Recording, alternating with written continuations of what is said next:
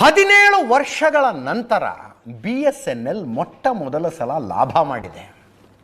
ಮೊಟ್ಟ ಮೊದಲ ಸಲ 17 ವರ್ಷಗಳ ನಂತರ BSNL ಲಾಭ ಮಾಡಿದೆ. ಹೊಡಿರಿ ಹಲಿಗೆ ಅನ್ನುವಂಥ ಸುದ್ದಿ ಇದು. 17 ವರ್ಷಗಳ ಹಿಂದೆ ಅಂದರೆ 2007ರಲ್ಲಿ ಲಾಭ ಮಾಡಿಕೊಂಡಿತ್ತು. ಅದೇ ಲಾಸ್ಟ್ ಲಾಭ BSNLದು. ಅದಾದ ನಂತರ ಪ್ರತಿ ತ್ರೈಮಾಸಿಕ, ಪ್ರತಿ ವರ್ಷ, ಪ್ರತಿ financial year loss loss loss loss. 17 ವರ್ಷ ಆದಮೇಲೆ ಈ ತ್ರೈಮಾಸಿಕದಲ್ಲಿ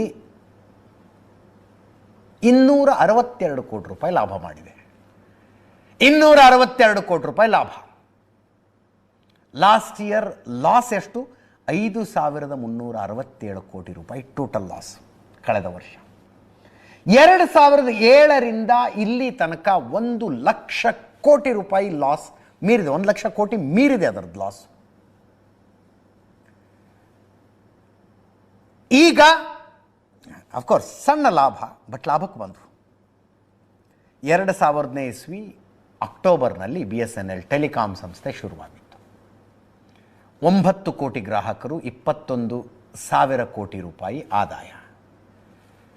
ತಿಂಗಳಿಂದ ತಿಂಗಳಿಗೆ BSNLನ ಗ್ರಾಹಕರ ಸಂಖ್ಯೆ ಜಾಸ್ತಿ ಆಗ್ತಾ ಇದೆ. 2007ರ ತನಕ 40,000 ಕೋಟಿಯ ತನಕ ಆದಾಯ ಇತ್ತು. 2007ರಲ್ಲಿ ನೋಡಿ, ಇಮ್ಮಿಡಿಯೇಟ್ ಕಾಂಪಿಟೇಷನ್ ಯಾವ್ದಿವ್ರಿಗೆ ಏರ್ಟೆಲ್ ಆಗಿತ್ತು. 40,000 ಕೋಟಿಯ ತನಕ BSNLನ ಆದಾಯ ಇದ್ದರೆ ಏರ್ಟೆಲ್ದು 2007ರಲ್ಲಿ 18,420 ಕೋಟಿ ಇತ್ತು. 2022ರಲ್ಲಿ BSNL ಮೇಲಿನ ಒಟ್ಟು ಸಾಲ 40,000 ಕೋಟಿ ಇತ್ತು. ಈಗ ಅದು 20,000 ಕೋಟಿ ಇಳಿದಿದೆ. ಈ MTV ಸಿಟಿ ಯುಗದಲ್ಲಿ ಖುಷಿಯಾಗಿರುತ್ತೆ.